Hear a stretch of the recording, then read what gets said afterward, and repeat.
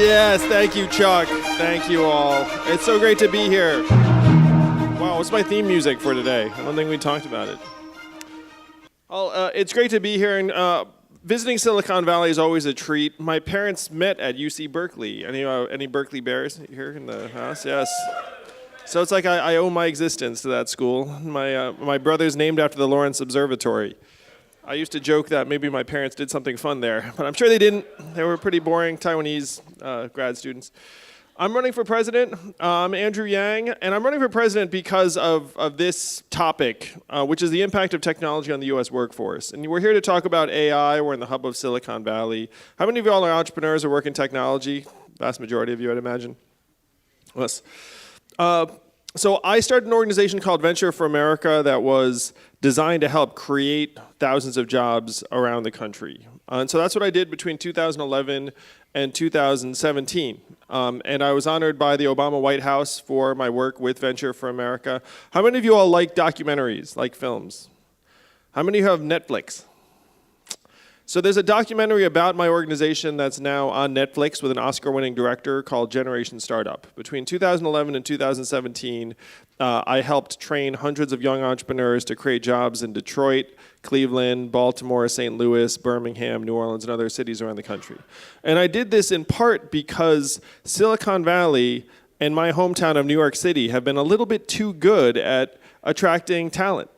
You know what I mean? Like, if you work here in Silicon Valley, you work all the time with people who've come here from other parts of the country and from around the world. But what happens is that what benefits Silicon Valley in many ways is depleting other communities around the country. Because if you're a really smart, enterprising grad student in Michigan or Ohio, you're trying to come here. And then if you're in Michigan or Ohio, then you're looking around wondering what happened to the jobs. So this is what I was working on for the last 7 years. And it led me to this hard truth about automation. And so these are just some visuals about some of the things that we experience in our society every day now. But they correspond, unfortunately, to the most common jobs in the American economy. So this, you all see it when you go to the airports.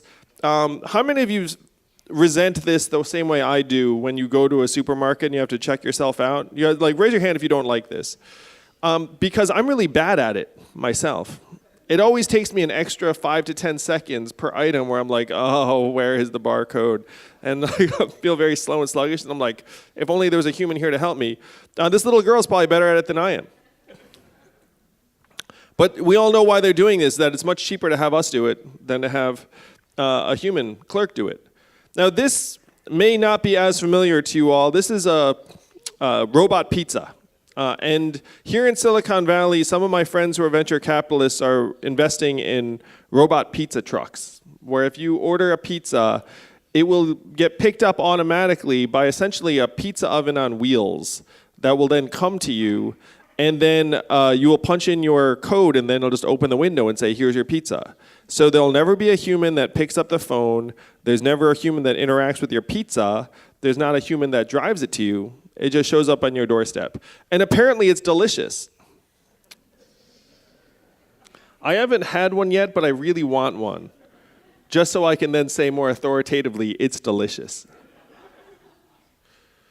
This is one that's getting a lot of press for good reason, because driving a truck is the most common job in 29 states in this country.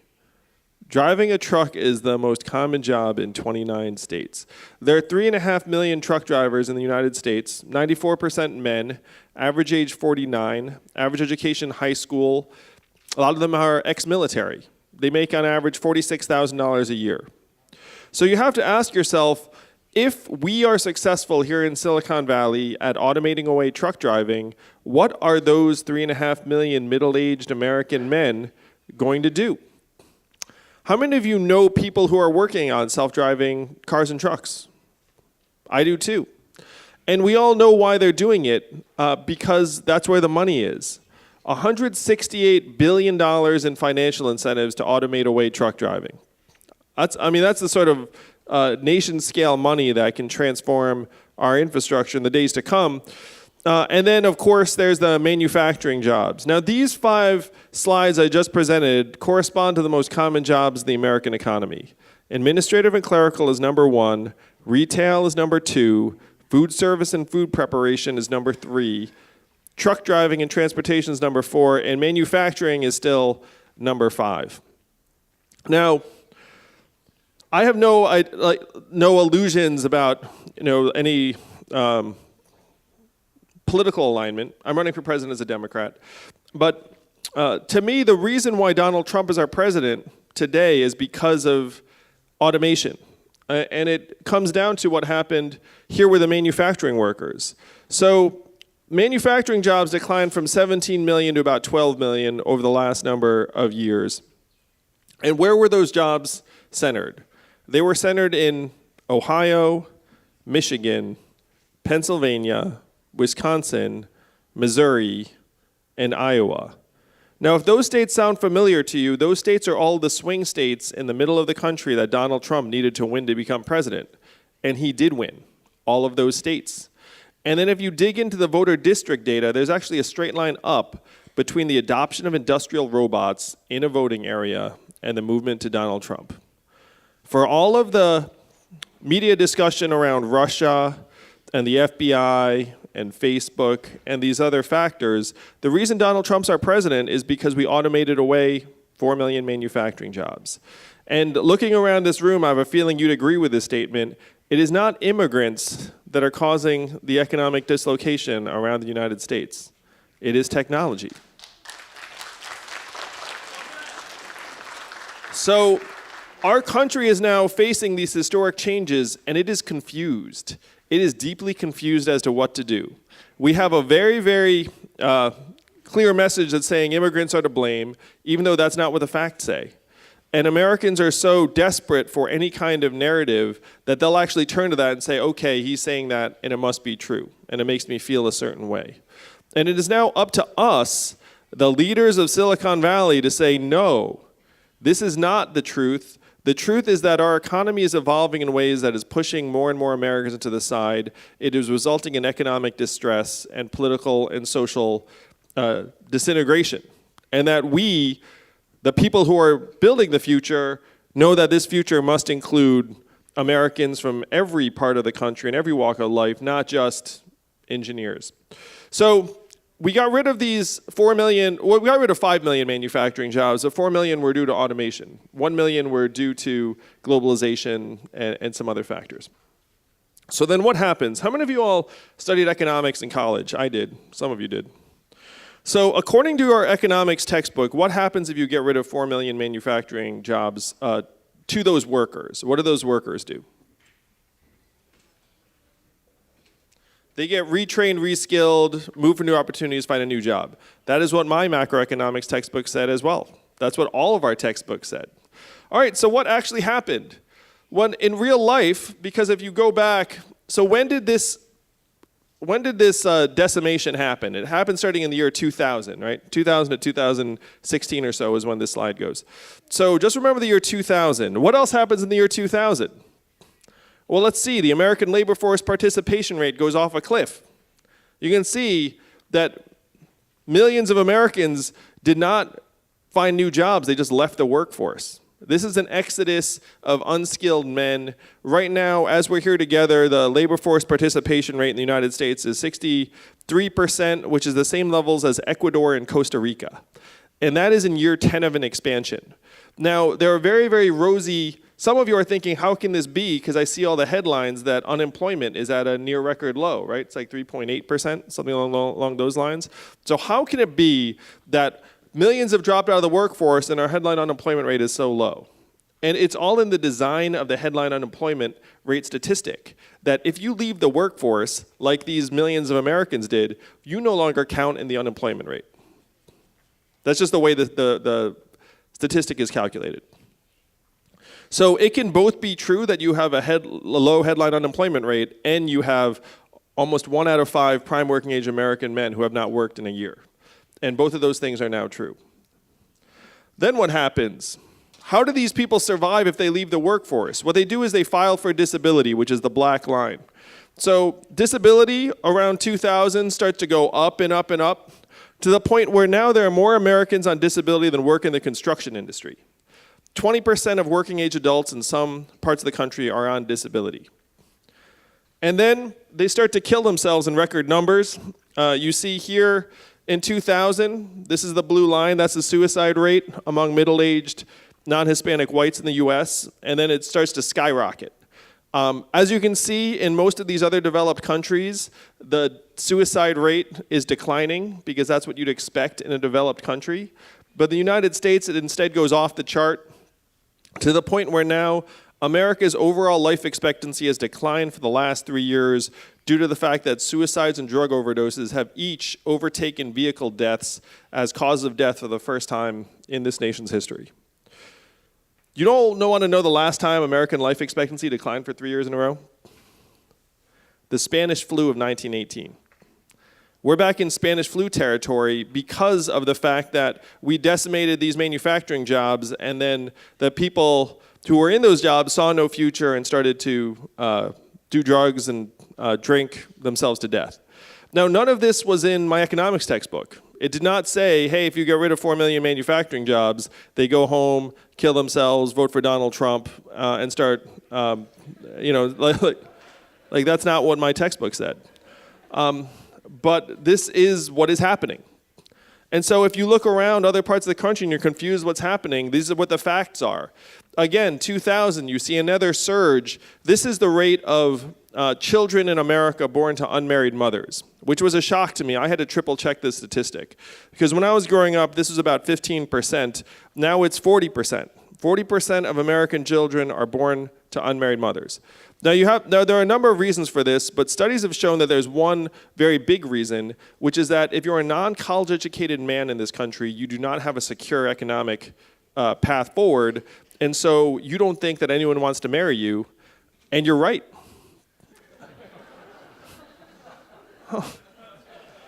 And if you're a non-college educated man in the United States, you have a less than 50% chance of ever being married. But occasionally, you have a kid. And thus you have this table, this graph. Now, I'm a parent. How many of y'all are parents?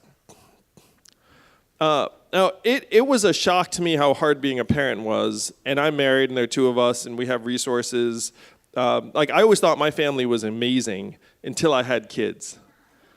And then I was like, where the hell are my parents?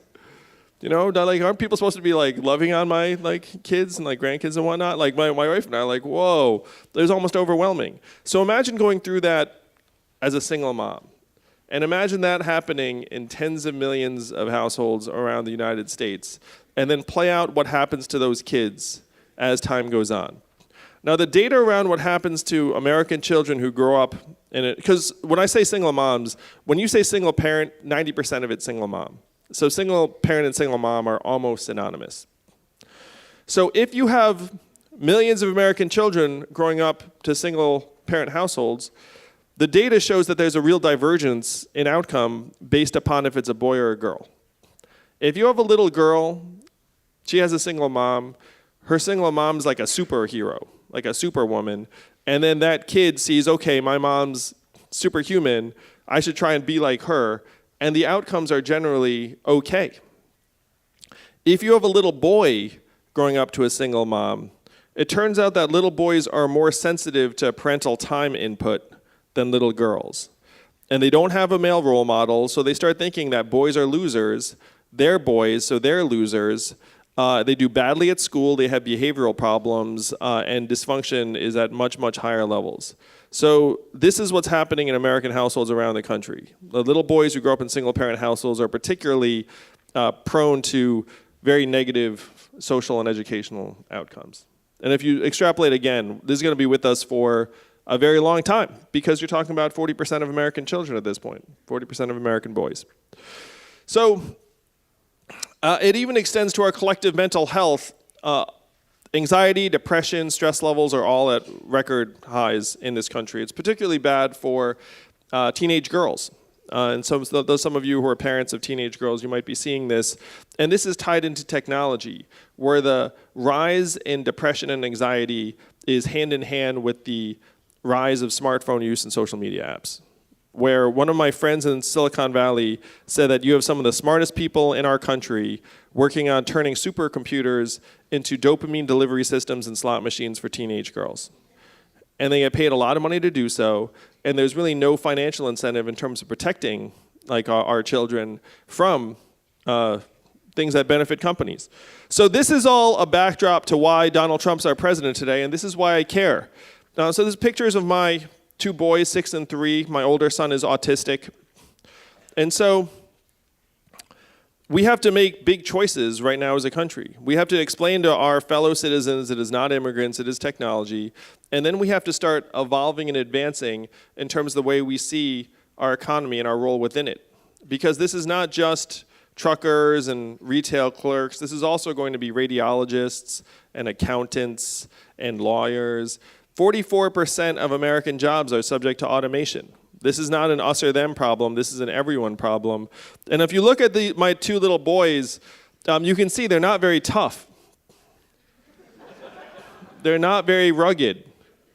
They're going to do very, very poorly in a country that is tearing itself apart with truckers rioting and people turning on each other. This is the mindset of scarcity that is sweeping our country. 78% living paycheck to paycheck, 57% can't afford an unexpected $500 bill. And so you have to ask ourselves, what is the plan moving forward? Who is making this case to the American people? And it turns out I'm making this case to the American people. So I'm running for president now. Many of you might not have heard that much about me in the campaign, but I'm polling at 3% nationwide. And I am one of only 8 candidates in a field of 21 that has already qualified for the Democratic primary debates in June and July based upon both my polling and the fact that I have over 100,000 individual donors from around the country, including many of you, so thank you for that.